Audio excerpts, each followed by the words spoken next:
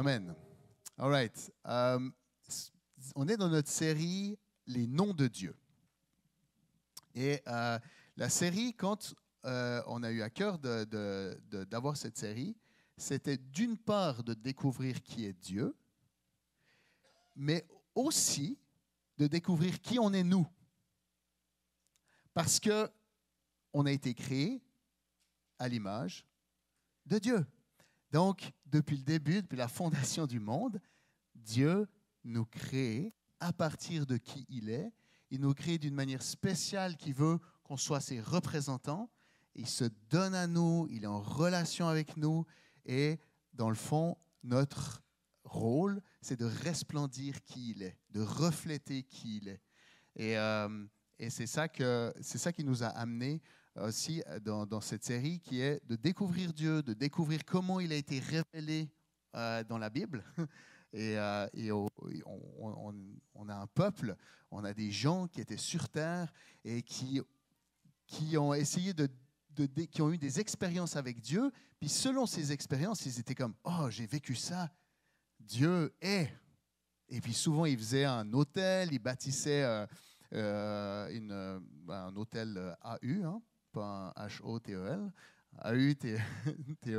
Ils bâtissaient un autel et ils déclaraient, ils offraient un sacrifice où ils disaient « Ici, j'ai vécu ça et je déclare que Dieu est. » Okay? C'est comme s'ils le découvraient petit à petit.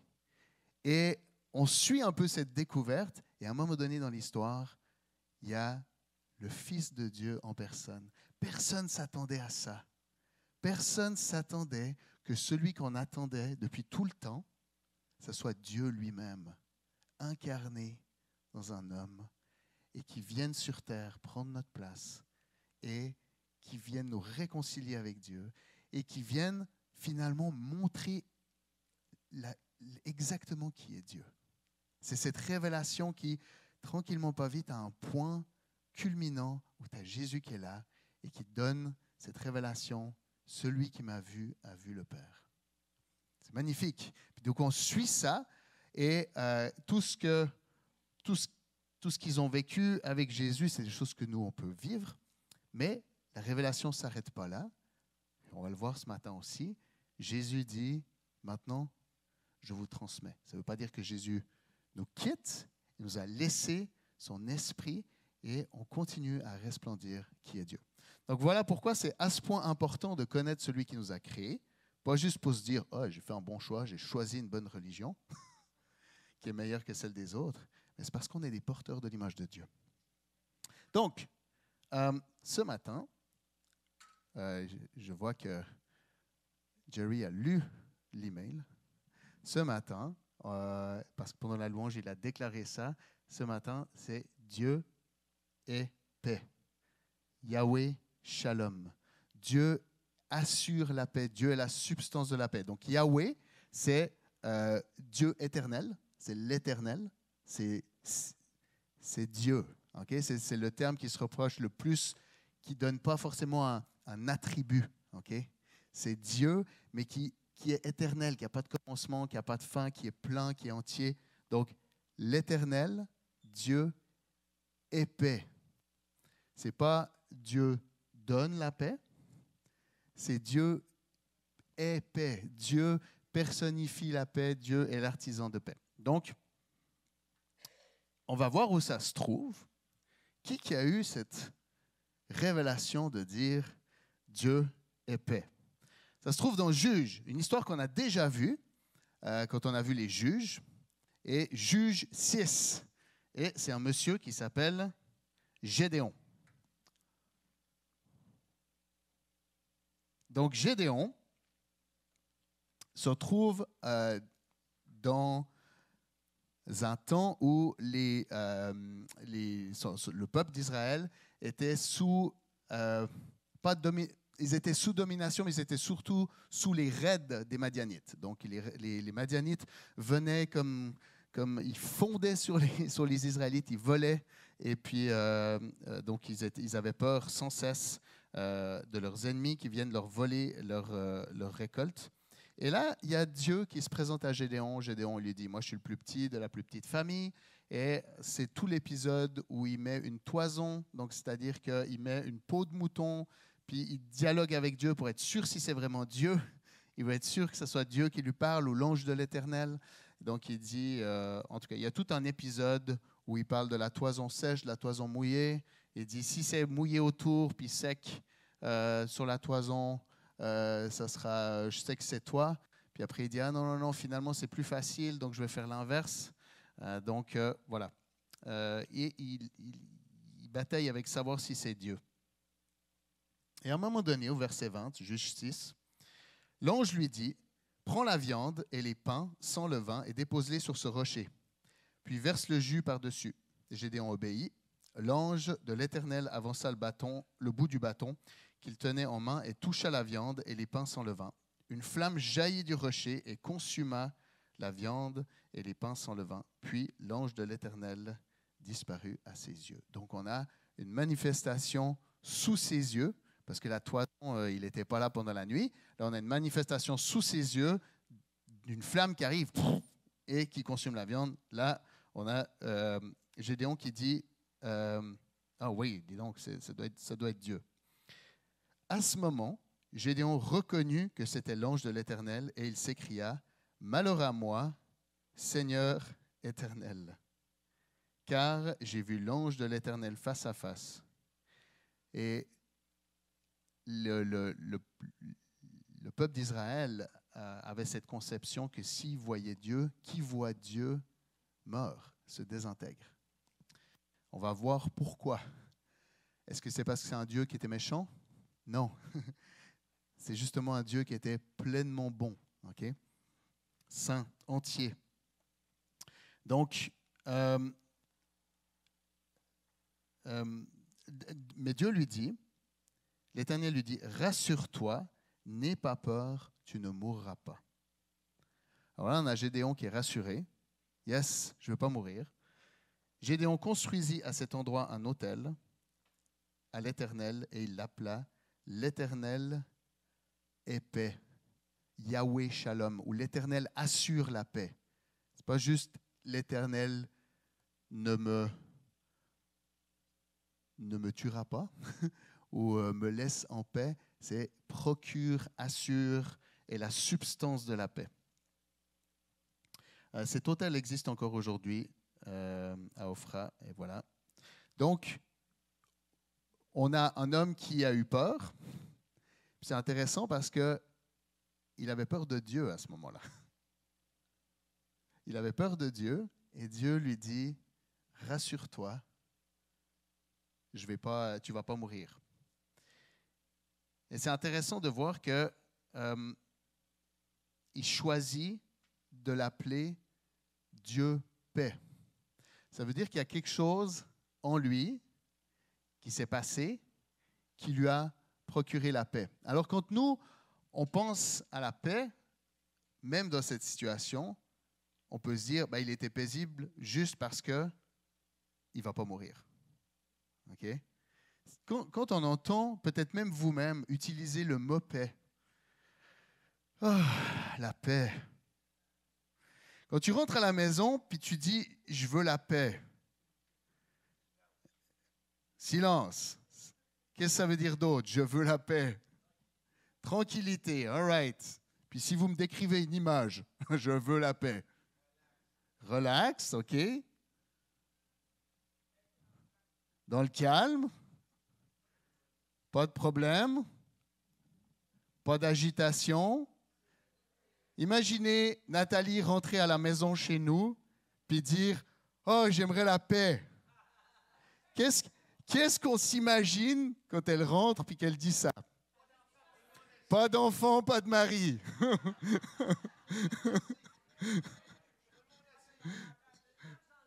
Tout le monde assis, une marche dans le bois. Donc, elle veut être seule. Elle veut son lit, OK.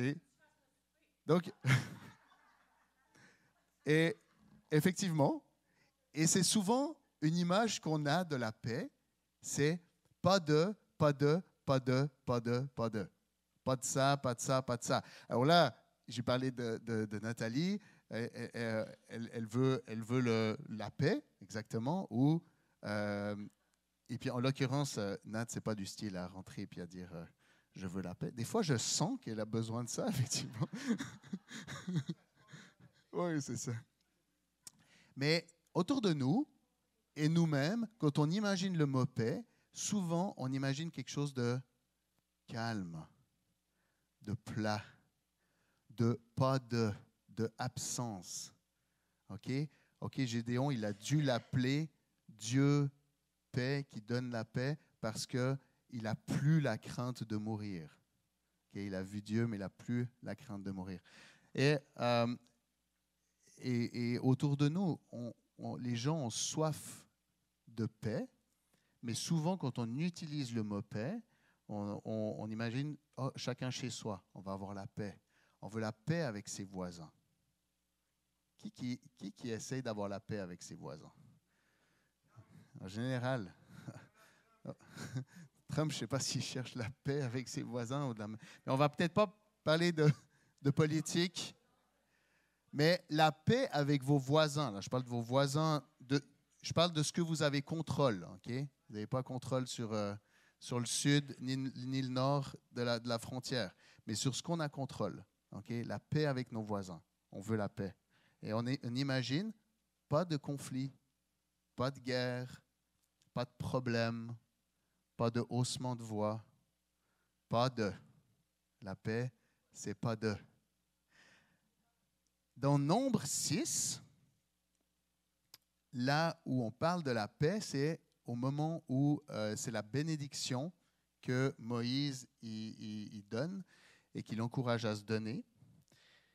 Transmet ses instructions à Aaron et à ses fils, Nombre 6, verset 23. Voici comment vous bénirez les Israélites. Vous leur direz que l'Éternel te bénisse et te garde. Vous la connaissez, on a fait le chant, la bénédiction d'ailleurs. Que l'Éternel fasse briller son visage sur toi et t'accorde la grâce. Que l'Éternel se tourne vers toi et te donne la paix. C'est ainsi qu'ils mettront mon nom sur les Israélites et je les bénirai. Dans une prière qui a que quelques mots, il y a le mot paix dedans. Ça veut dire qu'on a quelque chose d'important avec le mot paix. On a quelque chose qui est précieux, qui est sur le cœur de Dieu et que, avant qu'il y ait pleinement la révélation entière en Jésus, on voit qu'il y a déjà le cœur de Dieu qu'on se transmette cette paix. D'ailleurs, je vous prépare déjà mentalement, on aura l'occasion de se donner la paix du Christ ce matin. Mais on va le faire peut-être un peu différemment que ce que vous avez expérimenté si vous êtes allé à une messe. Okay? La plupart d'entre vous, je suis sûr que vous êtes déjà allé à une messe et vous avez donné la paix du Christ. On aura l'occasion de se donner cette paix ce matin, à un moment donné. Donc, la paix, bénir, Dieu te donne la paix, se tourne vers toi et te donne la paix. Donc, la paix, ce n'est pas juste pas de, ce n'est pas une absence. La paix, c'est une substance. Ce n'est pas quelque chose qu'il n'y a pas, mais c'est quelque chose qu'il y a. Et Jésus, dans Ésaïe, on est toujours dans l'Ancien Testament, il est annoncé comme le prince de paix. Il est annoncé comme le prince de la paix. Okay? Dans un monde qui a été déchiré, en effet, un enfant nous est donné. Ça parle au verset 1, le peuple qui marchait dans les ténèbres a vu une grande lumière. En effet, un enfant nous est né, un fils nous est donné. Et la souveraineté reposera sur son épaule. On l'appellera merveilleux conseiller, Dieu puissant, Père éternel, prince de paix. Et le mot prince, c'est un terme, entre autres, qui est guerrier, là. C'est un terme, c'est chef des armées. Okay? Ça peut être aussi dominateur.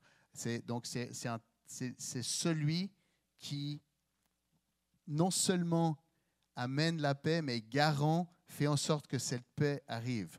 Donc, quand on annonce le prince de paix, on n'annonce pas juste quelqu'un qui vient avec un drapeau blanc, puis qui dit « Chacun reste chez soi, on est tous tranquilles, tout va aller bien, on va fermer les yeux, on va faire comme si c'était rien passé, et on va avoir la paix. » La manière dont on éduque nos enfants aussi montre souvent l'image qu'on a de la paix, de vivre en paix. Okay? On aimerait souvent, quand on vit des conflits dans nos vies, on aimerait fermer les yeux, qu'il ne soit rien arrivé, et puis que chacun soit chez soi. Et si on regarde notre société moderne, c'est ça souvent que les gens veulent vivre. Chacun chez soi. Je ne veux pas de problème.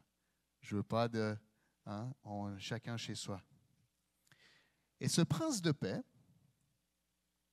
il est venu dire aussi dans le livre de Matthieu, il a dit, je ne suis pas venu pour apporter la paix,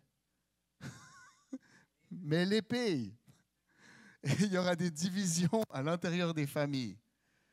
Fait que là, on est quand même troublé, rendu là. Okay?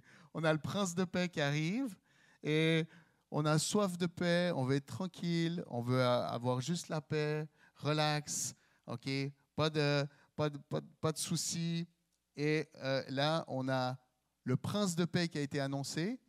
Le prince de paix qui veut dire, c'est celui qui apporte la paix, qui se bat pour la paix, c'est le chef des armées de la paix. Et c'est en plus celui qui dit, je ne suis pas venu apporter la paix. Alors, avec tout ça, peut-être que l'image de la paix qu'on a, ou que certains ont, de dire on va être chacun chez soi, on va être paisible, on va être tranquille, c'est peut-être pas la vraie définition de la paix. Le peuple d'Israël, quand Moïse, dans Exode 20, ils sont au pied de la montagne. Ils sont là, Dieu leur parle. Il y a des tremblements, ça parle d'éclairs, de tremblements. Tout le peuple, au verset 18, entendait le tonnerre et le son du corps et voyait des éclairs et la fumée. À ce spectacle, ils se mirent tous à trembler de peur et ils se tinrent à distance. Ils dirent à Moïse, « Parle-nous toi-même et nous t'obéirons, mais que Dieu ne nous parle pas directement pour que nous ne mourions pas. » Pourquoi je vous parle de ça là? C'est parce qu'il y a une partie du cœur humain qui dit, Dieu, reste chez toi, moi je reste chez moi et je ne veux pas de problème. Et cette définition de la paix, on peut des fois la vivre avec Dieu. Finalement, le peuple, est-ce qu'il voulait la présence de Dieu? Non, il voulait que Dieu ne les tue pas. Il voulait être en paix, il voulait gagner avec les gens autour d'eux, il voulait être un peuple puissant, un peuple reconnu, mais il voulait, avec Dieu, il dit, ouh, ça gronde, ouh, il y a des éclairs, ouh, il y a du tonnerre. Reste là, s'il te plaît. On te promet qu'on va faire des bonnes choses, on te promet qu'on va être des bonnes personnes, reste là. C'est juste après avoir donné les 10 commandements. Okay? C'est l'épisode juste après avoir donné les 10 commandements. Donc, probablement, ces éclairs, ce tonnerre et tout ça, c'est arrivé pendant le commandement. Donc là, on a déjà vu une fois, par rapport à la loi, que Dieu, quand il a donné sa loi, c'est parce qu'il voulait être en relation avec son peuple. Mais le peuple, lui, il voulait être en paix avec Dieu, comme les autres peuples. Les autres peuples, à cette époque-là, c'est ça qu'ils vivaient. Ils voulaient être en paix. Okay? La relation qu'ils avaient avec leur Dieu, c'est soit que leur Dieu leur donne des bonnes choses, la victoire, ou des récoltes. Enfin, ils puisaient pour leur Dieu respectif. Et l'autre chose, ils ne voulaient pas que leur Dieu vienne leur donner du mal. Ça, c'était l'autre type de relation. Donc, on veut du positif. Donc là, on allait vers Dieu pour du positif, mais on ne veut pas de négatif non plus. Et ça, c'est le type de relation que tous les peuples à cette époque avaient avec leur divinité. Okay? Et le peuple d'Israël n'a pas fait exception. Mais regardez la suite. Moïse répondit, « N'ayez pas peur. Si Dieu est venu ainsi, c'est pour vous mettre à l'épreuve et pour que vous le révériez afin de ne pas pécher. Le peuple restait à distance. Moïse seul s'approcha et l'épaisse nuée dans laquelle Dieu se tenait. Donc, Moïse, il dit non, non, non, tu ne comprends pas. Le cœur de Dieu, c'était juste que vous saisissiez qui il est, vous saisissiez sa sainteté et que vous ne péchiez pas. Alors, on va voir ce que c'est pécher. Est-ce que vous vous rappelez ce que c'est péché? Au début, alors, il y a plusieurs définitions qui ont été données, entre autres manquer la cible, par exemple. Mais quand le péché a démarré, quand il y a eu le premier péché, le récit du premier péché, Adam et Ève, ils étaient en pleine relation, en communion avec Dieu. Et là, dans cette communion, ils ont choisi d'aller de leur bord, de dire, nous, on n'a pas besoin de toi, on veut savoir nous-mêmes définir ce qui est bien ou ce qui est mal. Ça, c'est la première séparation. C'est de l'orgueil, c'est de dire, moi tout seul, je peux. Moi tout seul, je choisis. Ils ont choisi de faire confiance à un autre individu plutôt qu'au Père qui leur avait donné la vie, avec qui ils étaient en communion, de qui ils dépendaient. Et ils ont choisi de couper cette relation. Le résultat du premier péché, c'est des relations qui ont été coupées. Et ça, c'est vraiment intéressant de voir. C'est des relations qui ont été coupées. Une relation entre l'homme et Dieu, une relation entre l'homme et la femme. Okay? Ils ont commencé par s'accuser. Okay? Ça a commencé là. C'est sa faute. C'est sa faute. Ils se sont vus nus. Relation avec le monde animal. Okay? Le serpent qui va mordre le talon du descendant de la femme, le descendant qui va écraser le talon. Bien sûr, le serpent là représente l'ennemi. Hein. Il y a eu un premier sacrifice pour leur donner des habits. Séparation aussi avec la terre, coupure avec la terre. Tu vas puiser, tu vas devoir travailler dur, tu vas t'épuiser pour avoir le fruit de la terre. Donc toutes ces relations d'harmonie, toutes ces relations de paix ont été coupées à ce moment-là. Parce qu'ils ont choisi de couper cette relation pour en choisir une autre. Et cette autre relation, c'est parce qu'elle leur promettait d'être indépendants, d'être seuls, d'être à l'égal. On a été créé à l'image, mais pas à l'égal. Et ils voulaient être l'égal, mais l'égal séparé, chacun chez soi. Toi, tu restes là, moi, je vais être tout seul. On aura la paix. Donc, ce que Dieu... Alors, on sait que dès cette première relation coupée, ces relations coupées, le cœur de Dieu, il le dit d'ailleurs, il en parle, c'est de restaurer, c'est de ramener. Et ce qui est spécial, c'est que l'être à qui ils ont fait confiance, c'est le méchant, c'est le diable, Satan. Vous savez comment il est appelé? Il est appelé prince de ce monde. Okay? Dans plusieurs textes, il est appelé prince de ce monde. Et en opposition à prince de paix.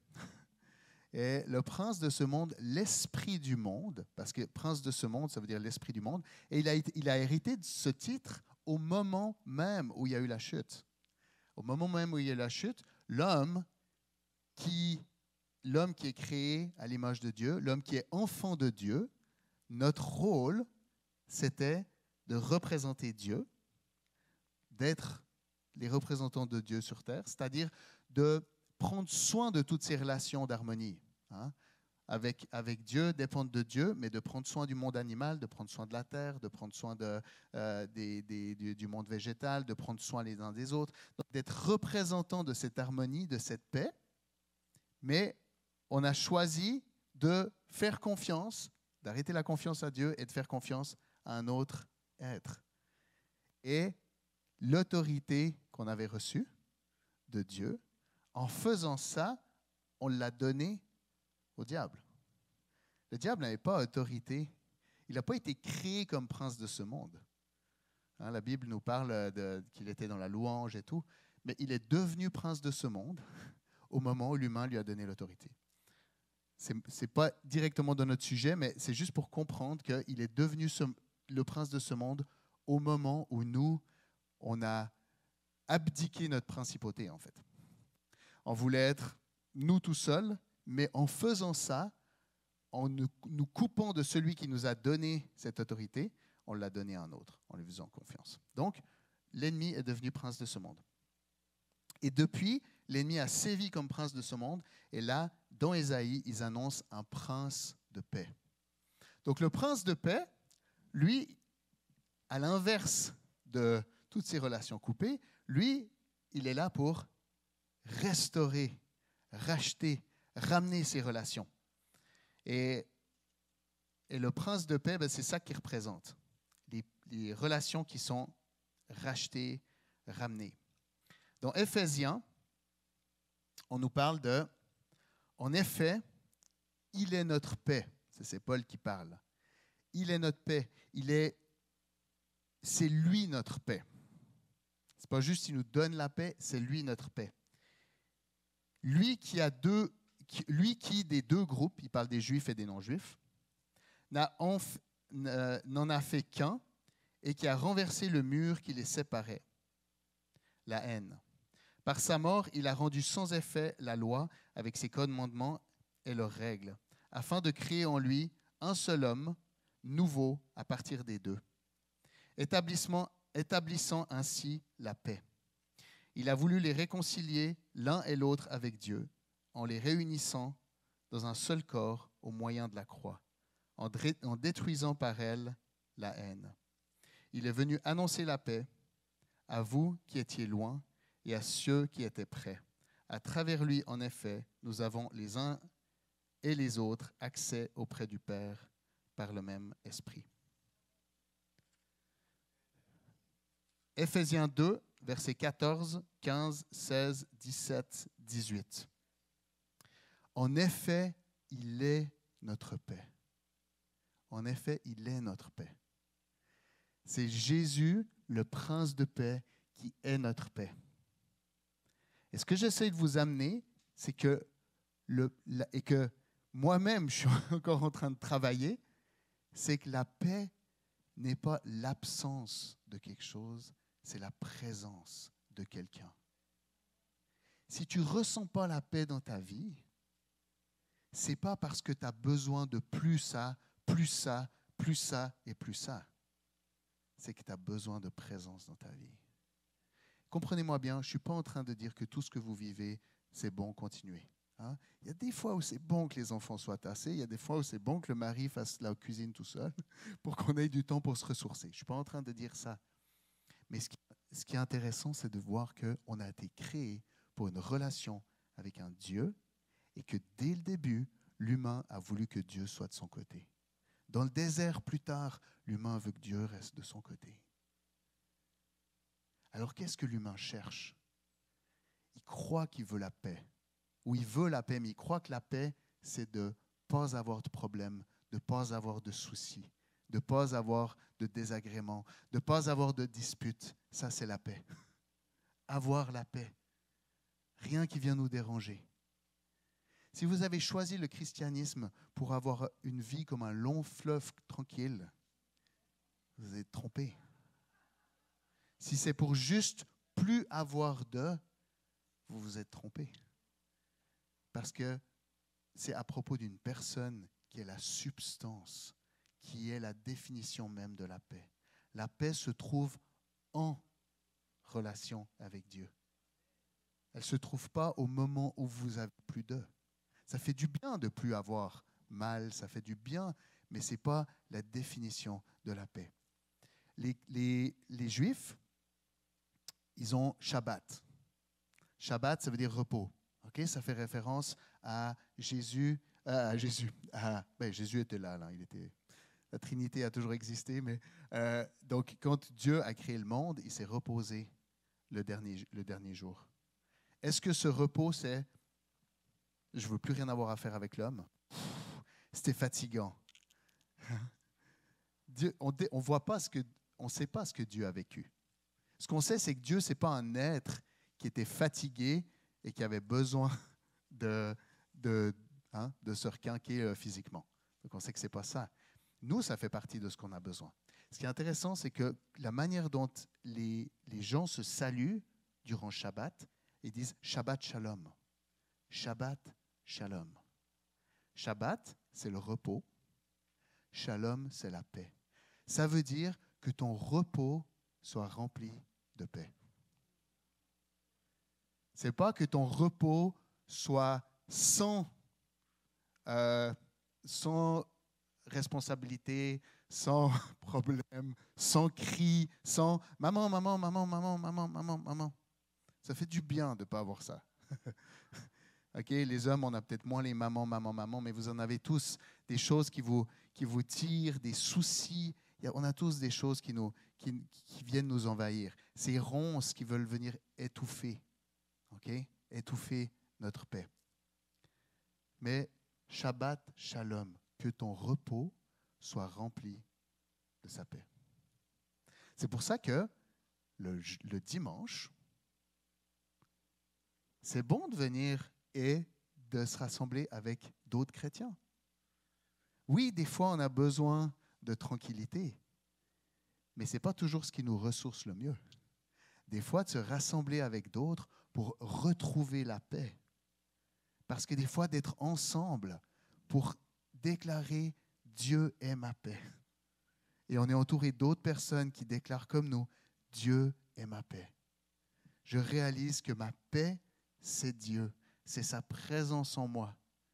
Et sa présence en moi me donne cette joie de pouvoir laisser aller des choses. Okay? Jésus, il est venu, prince de paix, la manière dont il a manifesté ça, il est venu prendre tous nos soucis, toutes nos querelles, toutes nos blessures, il est venu les prendre à la croix. Et il est venu les attirer à la croix, il est venu les crucifier. Tous nos péchés, tout ce qu'on nous sépare de Dieu, il est venu crucifier ça, les mettre dans la terre, il est ressorti sans ça. Donc ça veut dire que la puissance de ces choses-là dans nos vies ont été détruites. Alors après, les soucis ont encore de la puissance si on les laisse. Puis là encore, comprenez-moi bien, je ne suis pas en train de dire que les soucis ne sont pas réels. Mais Dieu est venu pour crucifier ces choses-là. Jésus, prince de paix, est venu annuler ces choses-là. Mais pourquoi il a fait ça? Éphésiens nous dit pour nous réconcilier avec le Père. Le but, ce n'est pas que chacun soit de son côté.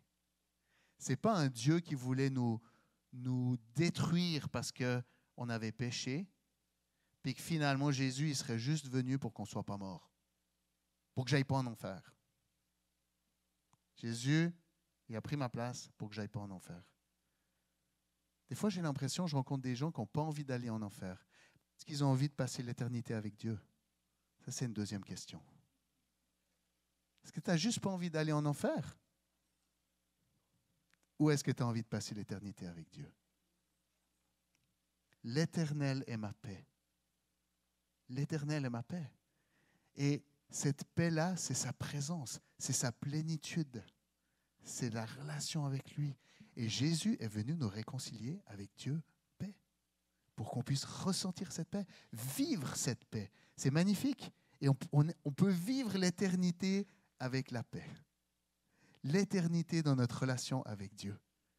Le christianisme n'est pas une religion de Dieu, tu restes chez toi et tu ne me fais pas de mal. Heureusement, j'ai Jésus.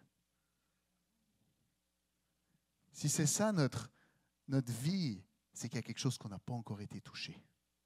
Et j'espère que ce matin, vous puissiez être touchés au plus profond de cette soif, pas de vous, mais que le Père a d'être réconcilié. Ça lui a coûté tellement de se réconcilier avec nous. Ça lui a coûté tellement que ça montre à quel point il avait ce désir de relation. Le désir de relation, il a été rejeté dans le désert par le peuple, il a été rejeté par l'humain dans le jardin. Constamment, Dieu est rejeté. Mais sa soif d'être en relation avec nous, sa soif de réconcilier, sa soif d'être notre paix.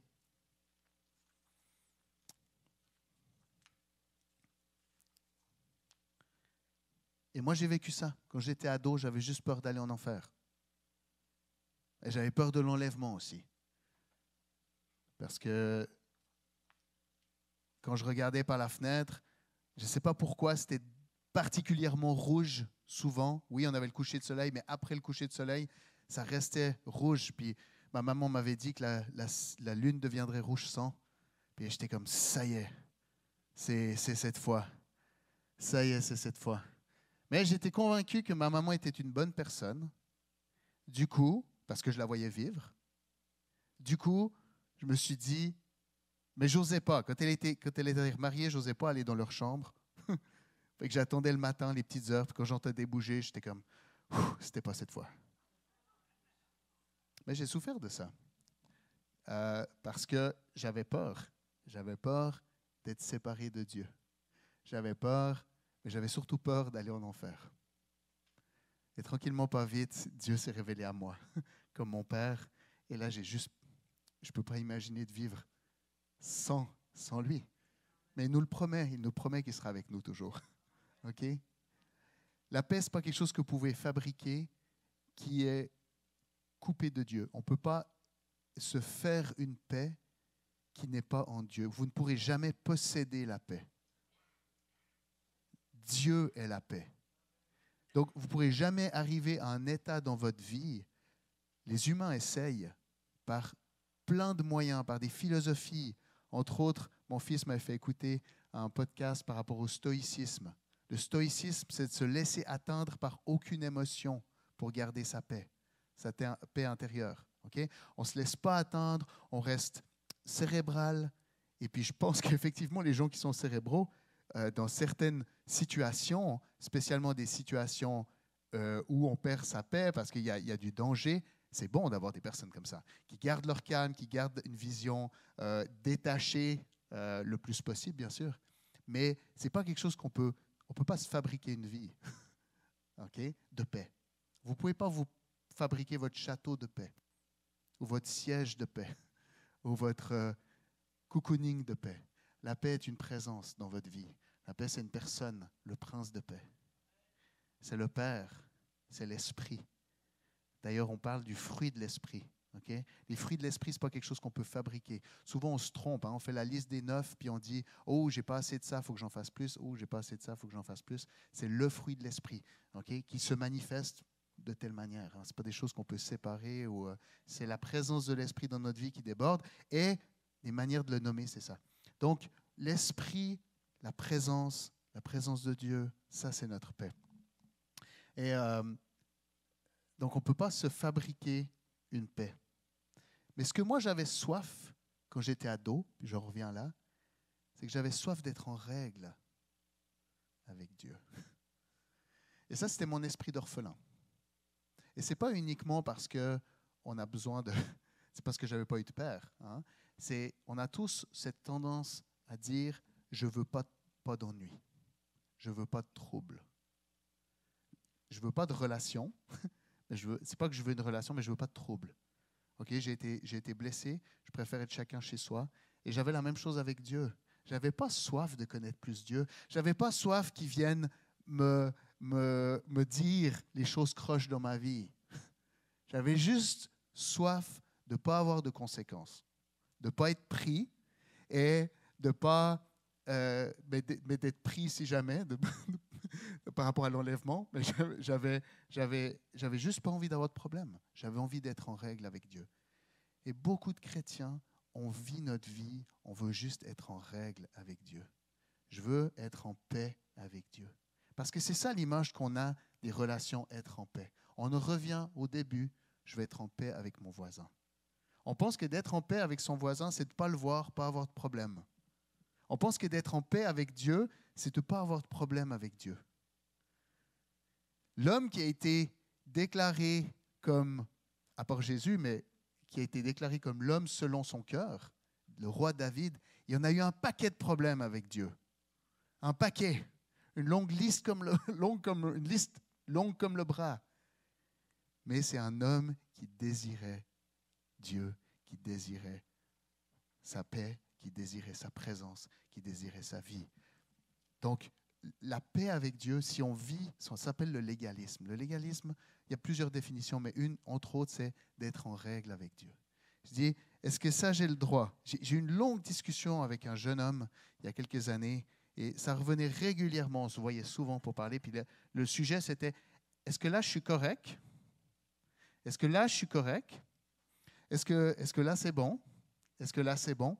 Ses yeux, et moi, en tant qu'ado, c'était pareil. Ses yeux, mes yeux, étaient sur la ligne. Est-ce que là, je suis correct? Est-ce que là, c'est bon? Est-ce que si, et je ne vais pas mourir si je suis là? J'ai dit, ouf, je ne vais pas mourir. Est-ce que là, je suis bon? Est-ce que là, Et finalement, est-ce qu'on veut une relation avec Dieu quand on est comme ça? Non, on veut juste être en règle. De la même manière qu'on va être en règle avec la police, de la même manière qu'on va être en règle avec ses voisins, il y en a même qui sont dans le couple comme ça. Je veux juste être sûr que je suis en règle avec ma femme, que je lui doive rien. Je ne dois rien à personne. Puis c'est notre image de la paix. Ce n'est pas du tout ce que le mot shalom veut dire. Le mot shalom parle d'une personne qui remplit tout. Et après, on a une manière de le vivre. Jésus, dans Matthieu, il s'adresse et il dit, dans Matthieu 6, c'est dans les béatitudes de Matthieu 5.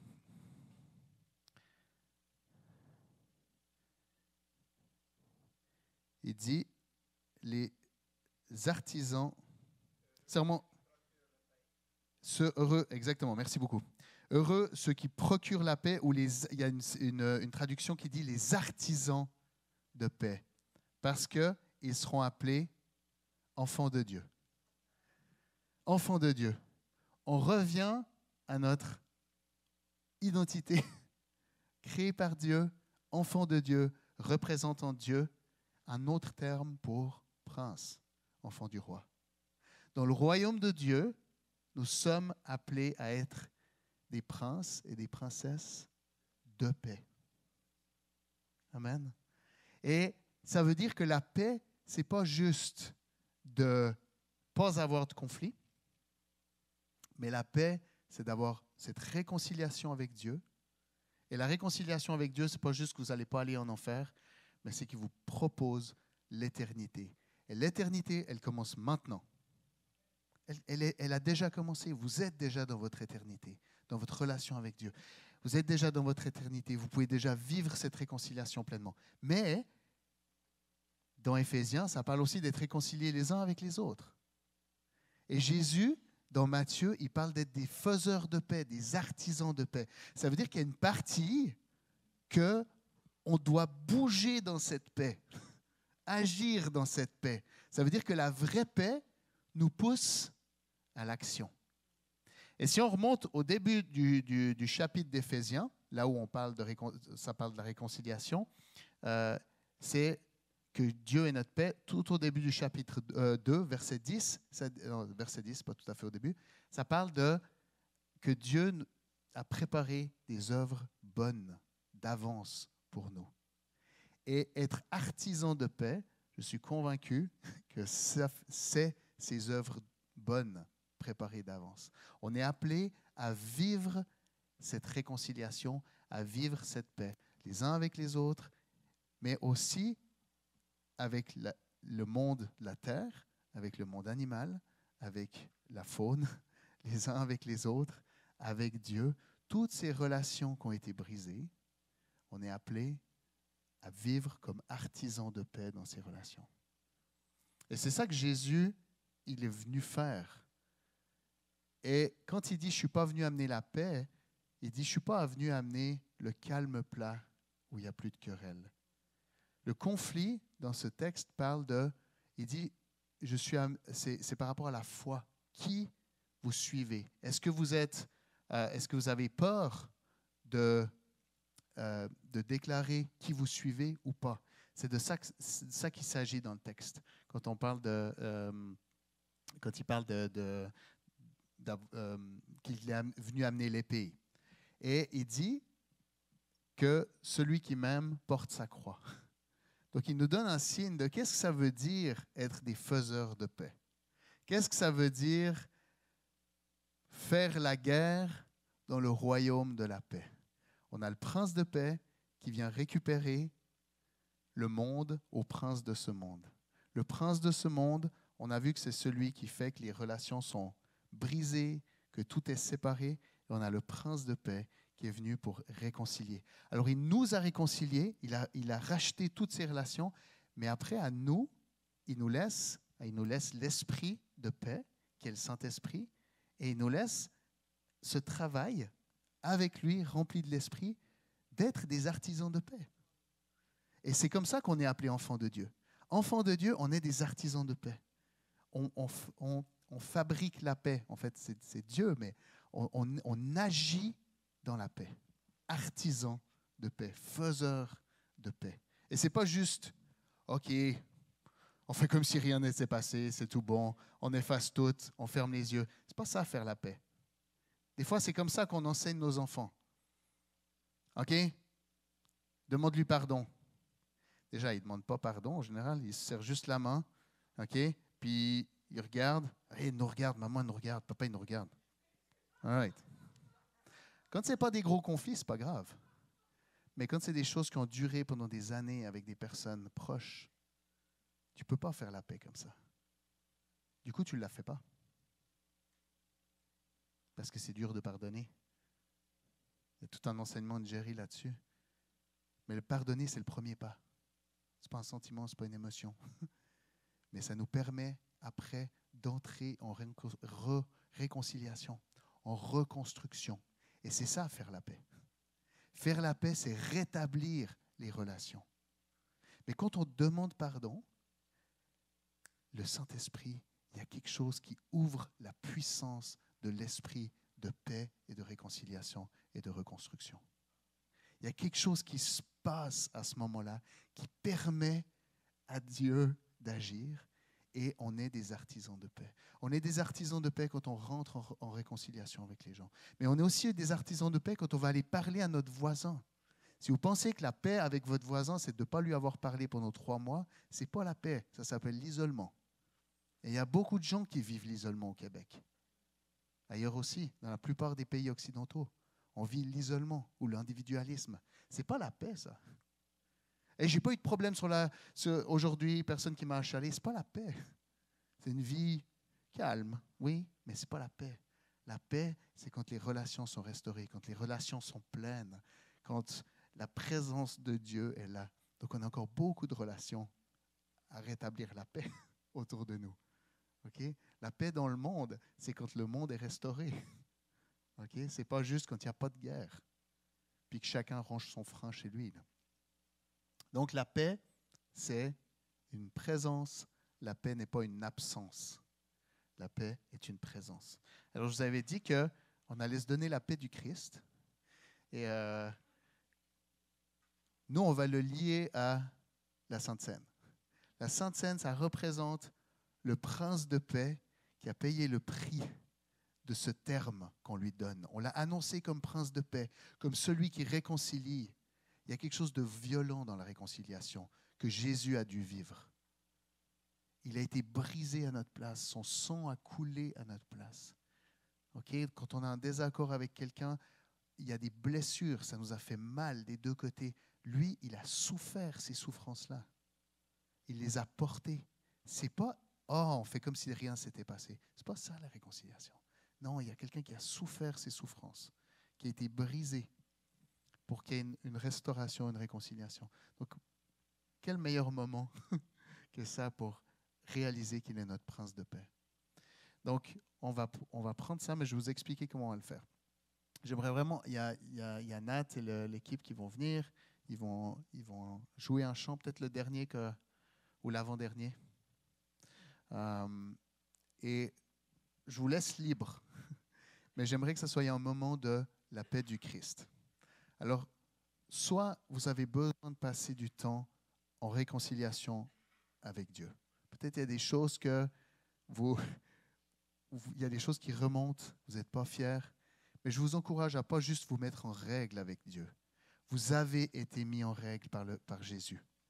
Donc parlez-lui.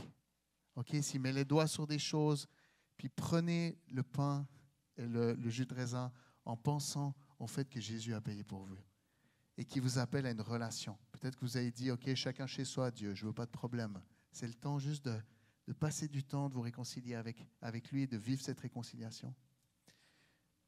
Puis, pour d'autres qui disent, ah non, j'ai envie de passer à la suite, j'aimerais vous encourager, levez-vous, vous pouvez prendre aussi un bout de pain, vous pouvez choisir de ne pas le prendre tout seul, de le prendre avec quelqu'un, ou une fois que vous l'avez pris, allez vers quelqu'un, puis souhaitez la paix du Christ.